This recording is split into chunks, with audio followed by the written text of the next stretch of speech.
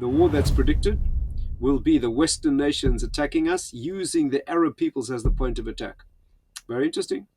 One well-known prediction is that there will be a 12-minute war that will precede the Messianic era. Now you can imagine someone in the 1700s writing about an international 12-minute war. That must have sounded like, a misprint if there ever was one. Of course, today that's not inconceivable at all. We have all the indications that we are in the pre-Messianic era, and also the predicted events that need to take place to qualify or diagnose us as being in that era are all in place. Jews returning to Israel, for example, the land flourishing with the return of the Jews. Many things that we know are in place. Rabbi, are we in what they call the end times? Okay, today is a really special episode for me. I'm thrilled to be joined again by, in my view, a JTV favourite, Rabbi Dr Akiva Tatz. We've had Rabbi Tatz on a few times previously, but it's been a bit of a while since we last had a conversation, and I know that they were so popular when we put them up previously, and so I'm so thrilled to be joined again by Rabbi Tatz. Thank you so much for joining me down the line virtually. Rabbi, there's so much that you talk about and write about, and I, by the way, highly encourage you to get Rabbi Tatz's books. I'm sure you can find them at local Jewish bookstores and Amazon. But one that I find particularly interesting as someone that's interested in history and the process of history on a bit of a more philosophical level is in this book here, which I actually have up on the shelf behind me, As Dawn Ends the Night, where it's written by Rabbi Tatz, and he talks about the stages of history from a Jewish philosophical standpoint, and with so much going on in all senses, but particularly politically as well. We think about what's happening in the Middle East as well. Since we last had a conversation, I really want to talk to you about what's going on at a deeper level. I mean, I speak so much on JTV about just what's happening day to day, and people can sometimes feel a little bit frantic and a bit like, how do we make sense of all of this? So I thought it'd be actually quite helpful, beneficial, and meaningful to try and go a little bit deeper today. And so that's what I thought we could do with this conversation. So my first question for you is just go diving right into the deep end. Rabbi, are we in what they call the end times? Yes, first of all, Ollie, thanks for this opportunity to talk together. We do go back a long way, that's true. And so that's a pleasure. Yes, we are in the end of days, so-called. The only problem is we don't know how long that will last. So just to give a bit of a map of history, to put that in context, we have very clear indications that the world as we know it is a 6,000-year span. Now, I'm sure most of your viewers will know that we're in the Jewish year 5785 now, which means if you take a span of history, 5785 is very, very close to the end point of 6,000 years. So yes, we are in the last couple of hundred years of history as we know it. There's a long discussion, more Kabbalistic sources, what happens after the year 6000. But the world as we know it has been going for 6,000 years. Note that historical records don't go back more than 5,000. Written records, for example, are less than 5,000 years old, perfectly consistent with our story. So the familiar world to us has a span of 6,000 years of history, and we are certainly in the end phase of that. When people ask you, are we in the final throes of a pre-Messianic era, we don't really have a way to answer that. In other words, our understanding and belief is that the Messianic era could begin tomorrow or over the next couple hundred years. So yes, we have all the indications that we are in the pre-Messianic era, and also the predicted events that need to take place to qualify or diagnose us as being in that era are all in place. Jews returning to Israel, for example, the land flourishing with the return of the Jews.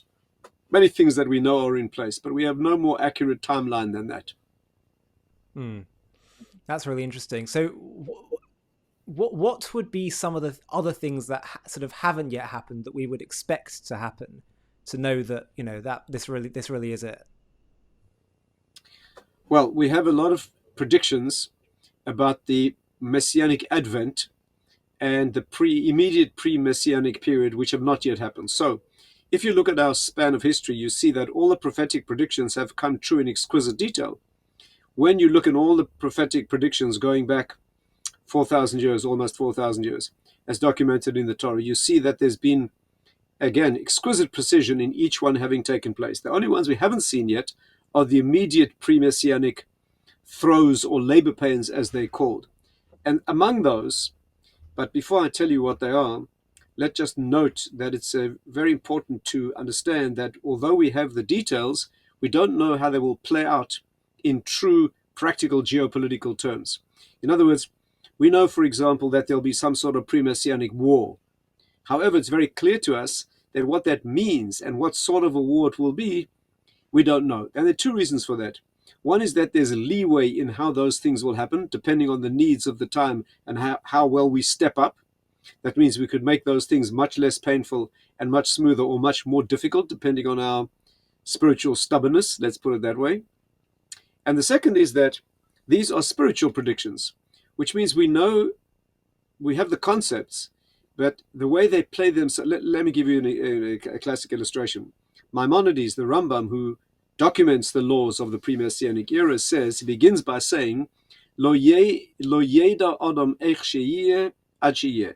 No human being can know what it will be until it will be. In other words, I'm about to tell you the predictions, but what they will look like playing themselves out in real time, we don't know. Now, many ask the question, well, why bother to tell us what's going to happen if we don't know what it means? And there are two important principles, two important answers to that. One is that there's practical reason we need to know. For example, when a person appears purporting to be the messianic personality, we need to know if he fulfills the criteria, right? Unfortunately, you have many messianic pretenders who have led to disaster. And so there will come a person who will have the status that is known as Cheskas Mashiach, in other words, tentatively authorized as Mashiach, but only accepted fully when all the messianic details fall into place. So Rambam needs to give us the criteria. So when this person comes along, we can see if all the events are playing out true to form, such as all the Jews ending up in Israel, temple being rebuilt, a war against us in Israel. And we have predictions about that. Again, the war that's predicted will be the Western nations attacking us using the Arab peoples as the point of attack. Very interesting. What exactly that will look like in political terms, again, we don't know. We also have predictions which are more extreme. For example, one well-known prediction attributed to the Gaon of Vilna, quoted by Rav Moshe Sternbuch, is that there will be a 12-minute war that will precede the Messianic era, during which a third of the world will die, a third be injured, and a third survive. Now, you can imagine someone in the 1700s writing about an international 12-minute war. That must have sounded like, a misprint if there ever was one. Of course, today that's not inconceivable at all, right? So on the one hand, does we that have have to be? Again, yes. However, what that will look like has a tremendous range of variation of what it could look like. In other words, again, we have the principle, but how kindly it will be or brutal it will be, and what manifestation and form it will take is a very open question. And in fact, Maimonides, when he gives us that comment, means don't squeeze yourself to try to predict in practical, political, and geographic terms what it will be like. That would be a mistake in principle because not accessible to us at the moment. But 1/3 dying of the world is 1/3 dying. Ollie, there's different types of death, I guess. Maybe there's spiritual death. Maybe there's, Right. I don't know. Let me also remind you, also important to know, that even prophetic predictions are contingent. Right? For example, it's very well known that every positive prophecy is inevitable, according to most opinions. But negative prophecies are warnings and not inevitable. So that needs to be borne in mind. So when a prophet comes along and says, the city of Nineveh will be overturned, that is a dire warning. Now, of course, on a Kabbalistic level, it needs to be true. And in that particular example, Nineveh was overturned. The people did tshuva. So they overturned themselves, so to speak, a very positive version of the overturning that could have been, the alternative. So again, negative prophecies, even prophecies, are contingent. They are warnings. And positive prophecies are inevitable. So there's a lot of room to move in these areas. And therefore, we shouldn't be too extreme in trying to, for example, there's a prohibition of predicting the date of the coming of the Mashiach. Right? It's true, many of our authorities have dallied with that and suggested possible dates, and there's a meaning to that. But again, these things are shrouded in mystery, And since we're talking about a transition from the world as we know it to an unfamiliar world, to a transcendent and elevated world, by definition, we're talking about moving into a zone that is, to some degree at least, unknown to the human mind at the present time. Mm. And it's so interesting when you say things, and I've heard other rabbis and Jewish leaders saying that Moshiach could come tomorrow. The Messianic era could be ushered in tomorrow. But there's another part of my mind, and I'm sure I'm not the only person, that sort of thought like, I understand how maybe things could develop over a few weeks or months or maybe even days, but tomorrow? Surely you'd expect a little bit of more dramatic. Obviously, things are quite dramatic even now, but one would expect the culmination of human history. How do you make sense of that notion that everything could come to its climax tomorrow? I think that's much less challenging than you may think. Let me give you this context. There's a verse in the prophet that says, V'ha'isi eid memaher, I will be a rushing witness. What does it mean, that a rushing witness? And our commentaries tell us, I actually heard this personally from Simcha Wasserman, one of the great pre-war rabbinic authorities who lived during that era. He put it like this. He said that the connection between cause and effect in history has been very slow. For example, the setting up of an empire, the rise and fall of a country or an empire were things that took at least many months, if not years. And as history progresses, the cycle of cause and effect gets closer. In other words, I give you an example. Before the Second World War, for example, it was not that long ago, the rise and fall of a country, redrawing the map of Africa or Europe, you're talking about centuries of change. The passing of news took months, right? In previous centuries, only take 200 years ago. Today, I would venture to bet that not one of your viewers could draw an accurate map of Africa, or nor indeed an accurate map of Europe now. Countries have come into being, right, virtually, and in some cases, literally overnight. Today, we have a world of such interconnectedness, such instantaneous interconnectedness, that an event happening, and it has tragic consequences as well as good ones. Today, if the New York Stock Exchange moves by a few points, a child dies in Brazil tomorrow. You're talking about a global interconnectedness which makes for extreme vulnerability, right? Political commentators have dealt with this. So I have no problem understanding that if a messianic personality arrived in the Middle East, okay, you would know about it instantaneously. Ollie, I've been in situations where my family has been celebrating some event or whatever. Let's say it's an engagement. Before I can pick up my phone, Right. I'm getting phone calls from the other end of the world congratulating me. I just found about it. So that's quite common. So a young couple gets engaged, and before you can catch your breath, it's all over the news. It's on social media. I have no trouble understanding that these things could be virtually instantaneous. That's a great answer, actually. And now we've all noticed that Israel has been and is at the center of global attention and outrage, even in ways that utterly defy logic.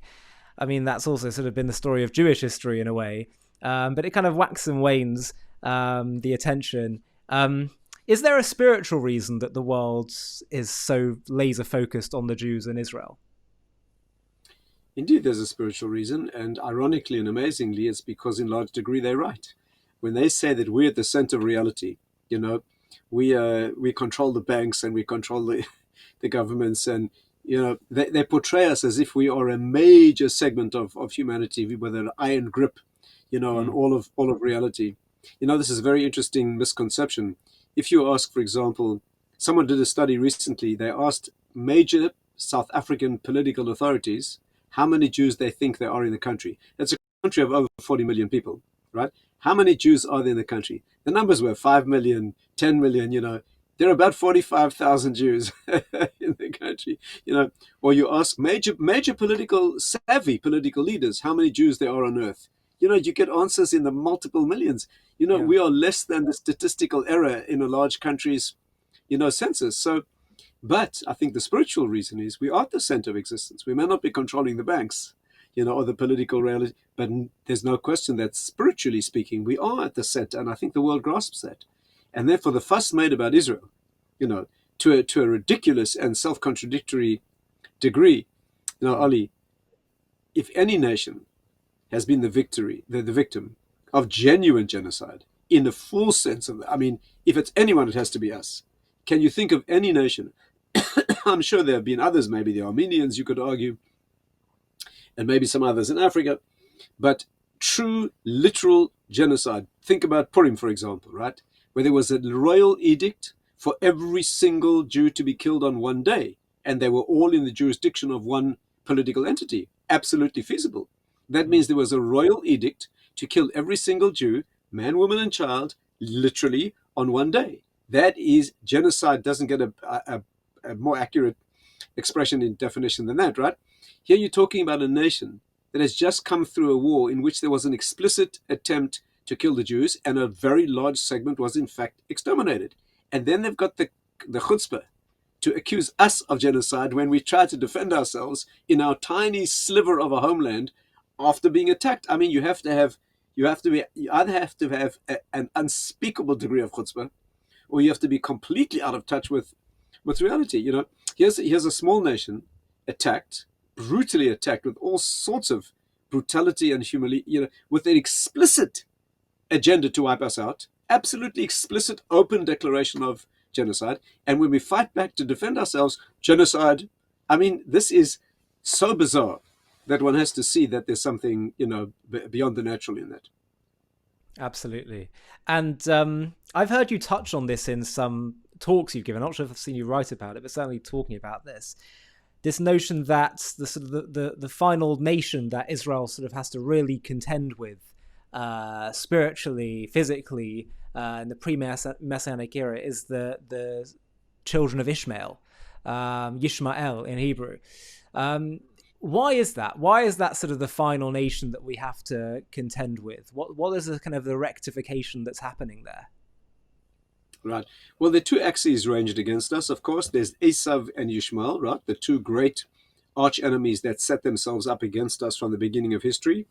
Back in the first generation, when Yitzchak was the son of Avram, there was the Yishmael axis began, and of course in the next generation, Esav. So today we have these two potential enemies: the West, derived from the Esau-Esav nations, whose main motivation is power, and the Ishmael nations, the other axis, raged against us, whose main drive is not so much power and brutality, but more, you know, in Islamic society, the highest value is honor.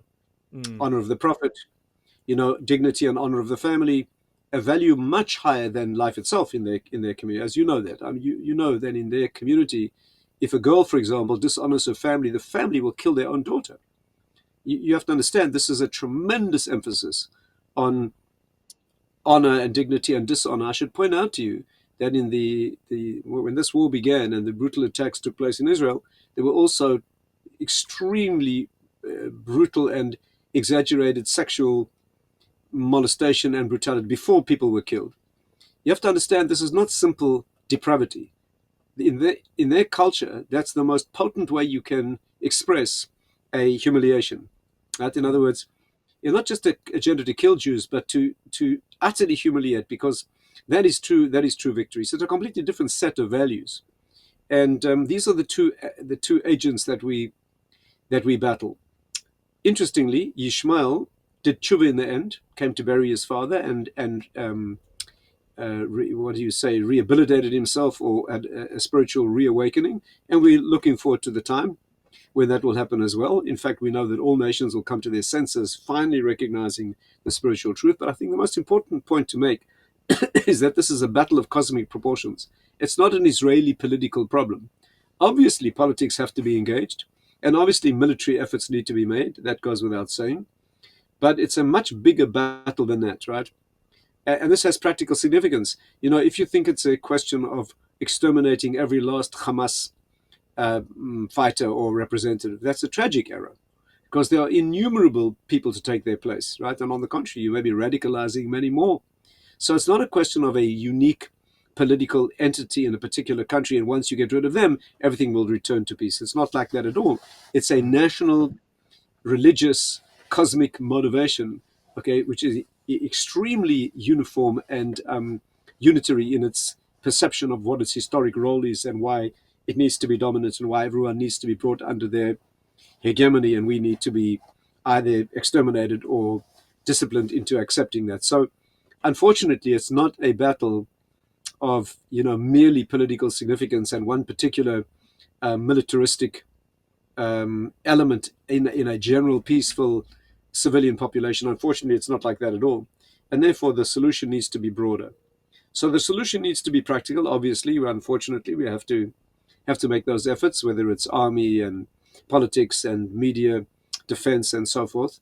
But really, the definitive solution will be spiritual. Only when we have God on our side, right, as we should, when we merit that, will the problem melt away, unfortunately. And it's taking a long time for the secular Jewish leadership to realize that there's a battle of biblical proportions going on. And I think our enemies realize that. That's a very important comment. I compliment you on that insight. Indeed, they haven't lost sight of their role at all. On the contrary, when you look at the predictions of an Islamic persona and its identity and its agenda and its motivation, they are running absolutely true to form, with total commitment. Absolutely, where Moshe Shapiro used to say, "Halavai Aleinu," that we had that dedication to our cause. You're talking about people where their cause is far more important to them than life itself, ready to die at a moment's notice, right? In killing Jews, for example. And it's an unbelievable level of commitment. As you well know, the highest natural motivation is self-preservation. And you're talking about people willingly and happily and with tremendous idealism, willing to throw that away for an ideal. That's an unbelievable. The Islamic world inherited from Abraham two extreme commitments. One was faith, and the other, of course, was his value of hospitality. And as you well know, if you visit an Arab home, or I used to see that in Israel all the time. I was on a building site, for example, and they sit down for their sweet tea or coffee, whatever it is. If you walk past, you have to sit down and partake with them, and if you don't, it's a tremendous insult. There's that extreme value of hospitality, which has never been forgotten, and the bigger value of emunah, which is a tremendous commitment to God and what they see as His prophet, is unsurpassed. And therefore that's a fearsome enemy. When you have an enemy that's afraid for his own life, there are steps you can take. When you have an enemy whose life is meaningless to himself for his values, that's a whole different sort of enemy. Yeah, I actually often say, when I make lots of videos talking about what's happening in the war at the moment, that the one thing that our enemies do that we don't do is, number one, in everything they do, particularly in battle, but in everything they do, they invoke the name of God. And secondly, they show uncompromising strength in terms of their strategy. And those are two things that, of course, they're doing that in the name of evil, but we can learn. Israel can learn from that. Indeed, absolutely, it's true. Many nations throughout history have invoked the name of God. There's an ironic song by Bob Dylan called "With God on Our Side," and the bitter humor of the song is showing that all sides of a conflict claim that God's on their side. You may or may not know that even the SS troopers in the Nazi regime, if you look at you go to Yad Vashem today, and you see the artifacts, you'll see on the belt buckle of the SS soldiers, it says "Gott mit uns," God is with us. Wow. So it also had its Christian religious underpinnings as well. But indeed, it is a religious battle that goes to the highest level, and in the playing out of history, this will become apparent. That's particularly poignant, given that the line that Israel said before Amalek attacked, which the Nazis are often associated with, was, "Is God with us or not?" Indeed. Wow. Yeah, indeed. Wow. Another thing, of course, that you've touched on in some of your talks I've listened to, and the prophets write about, is the centrality of Jerusalem. Obviously, for all the major religions, talk about Esau, Ishmael, Jerusalem is central to them. Hamas called October 7th the Al-Aqsa flood. From a Jewish standpoint, why is Jerusalem seen as so central to all of this? I think that goes back to the question of why Israel is so central, of course, right? Jerusalem is the heart and provides the heartbeat of what we are. And it's axiomatic in Judaism that we're a three-part entity: a book, a land, and a people. That's the formulation of Rav Sadia Gaon, right? We are a three-part entity. That's a book, a land, and a people. So It's our book, which is our instruction, agenda, and definition of destiny. It's our location, right? The part of the world, the central part of the world from which emanates the spiritual message to the world. And it's, of course, it's us. And therefore that is of essence. You're probably aware that the Ramban points out that mitzvahs, that means fulfilling divine commandments, are binding in the deepest sense and essentially only in Israel. Right? This is why, for example, one of the answers to why Yaakov could marry two sisters, which is a biblical prohibition, is because he married them outside Israel. So the Mm. same prohibitions don't necessarily, and if you think about it, where did one of those wives die? Rachel, on the border as he came back into the country, not to enter the country, married to two sisters. So the substrate, if you like, the land that we occupy, is fundamental to us. It isn't only a political refuge. It could have been Uganda. It could have been some other place which has been proposed in the past, where we might have a refuge. Of course, we wouldn't scoff at a refuge. Nothing wrong with that. But it's not part of our historic destiny, and therefore it's our book uniquely, our land uniquely. And I should point out again, if any nation on earth has a cogent claim to a land, it doesn't get better than ours. I mean, Yeah. apart from a biblical history, I mean, first of all, in the modern era, the land was actually ceded to us by the League of Nations. It doesn't get Mm. more legal than that. You're talking Yeah. about a land agreed by the nations with historical attachment to the land, undisputed by anyone. It just doesn't get better than our attachment to our land, right? And also part of the irony, of course, is that it is tiny. It always strikes me the press making the fuss about the land. Ollie, my home in Israel is in a place called Tel Star. It's a few kilometers from Yerushalayim. And I often have to travel from Jerusalem to Tel Aviv, which means you're traversing the country. Do you know you can jog across it in the morning? You can Really? run across the country. You're talking about a 45 minutes drive from, Yeah.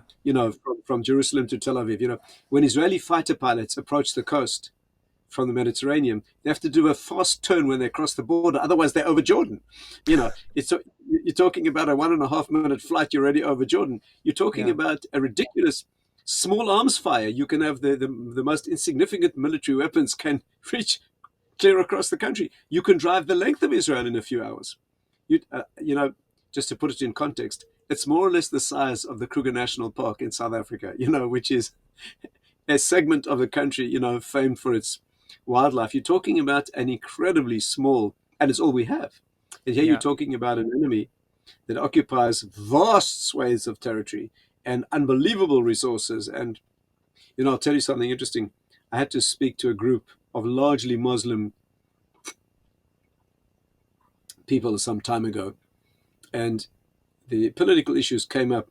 And one of the things that came across in the conversation, and I like to do this, is when they accuse us of dispossessing the Palestinian people.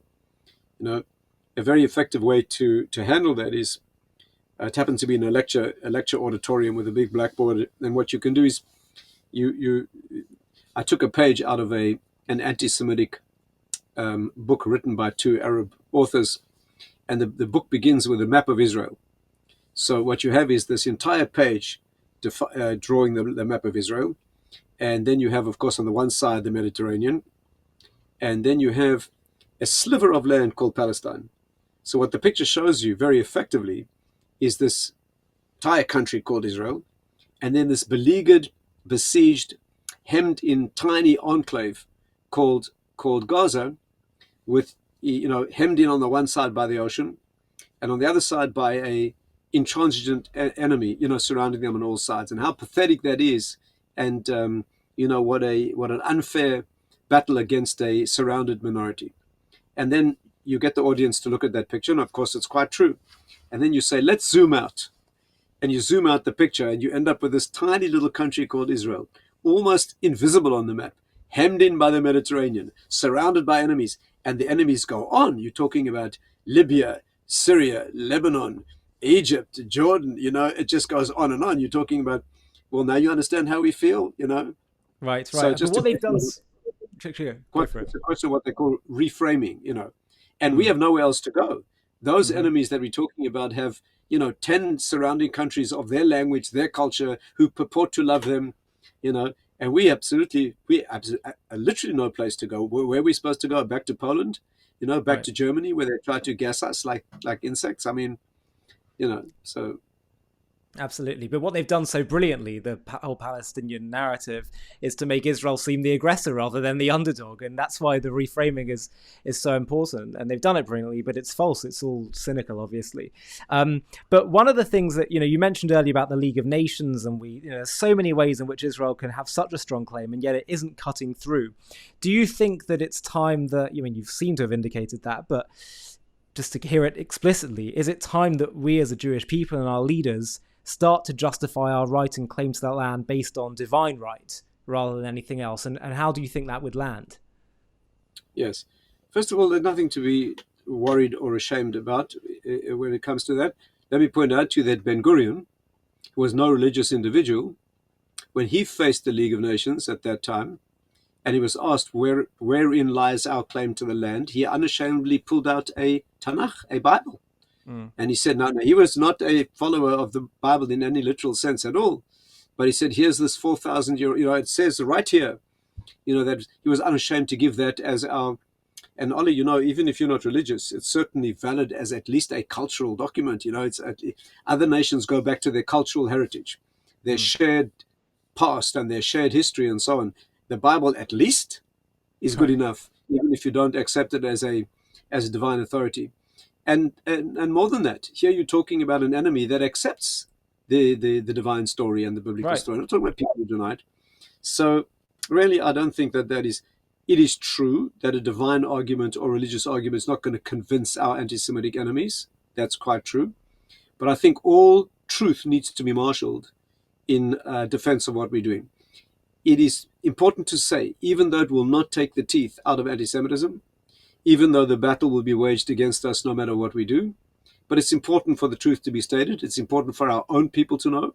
And that's why people like myself have invested their lives in what we call outreach. That's trying to spread authentic Judaism to people who weren't given that as part of their upbringing. And I think it's important to restate the truth.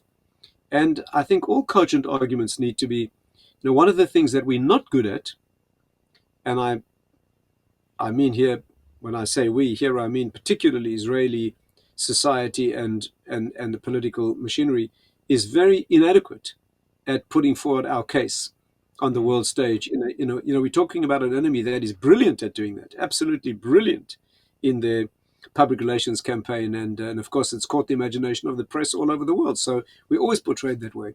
And we who have the best case to make, unfortunately, part of Israeli mentality is, it's not going to make a difference anyway, so why bother? But I don't think that's right. I think that, I'll give you an example. Rav Moshe Shapiro, one of the great thinkers of the last generation. Can I show you a picture of Rav Moshe, since this is, after Sure. all, right? Rav Moshe, one of the Wow. That's a great incredible, picture. incredible minds of the last generation, who was as ultra-Orthodox as they get, but also very sophisticated on a political and a philosophical level. He made the point that we should be having intelligent articles published in the New York Times. No one has to agree with us, but see that there's an intellect, that there's a position, there's an intellectual depth and a philosophical cogency, and that should be presented. It's just, it's amazing that we're portrayed as a mindless. We are the people who brought intellect and spirituality and philosophy to the world right from the beginning through the Middle Ages. The greatest thinkers in history have come from us, even in secular areas. And we portrayed as a benighted, mindless, fanatical, what do you call it, a fundamentalist people. And that's just so sad. And therefore, our intellectuals should be presenting our case, even if they don't agree, but at least, we certainly have a case at least as good as anyone else's. Absolutely. Well, that certainly informs everything I do, and I'm sure a lot of what you do, Rabbi. In the next section of my interview with Rabbi Tatz, I ask him about other end times Torah prophecy on big global issues like the moral bankruptcy of our political leaders, the loss of truth in society, and even changing gender roles and the loss of distinction between men and women. To join us for this part of the conversation, as well as access a whole new range of JTV Plus premium content, click on the link in the video description. I'll see you there.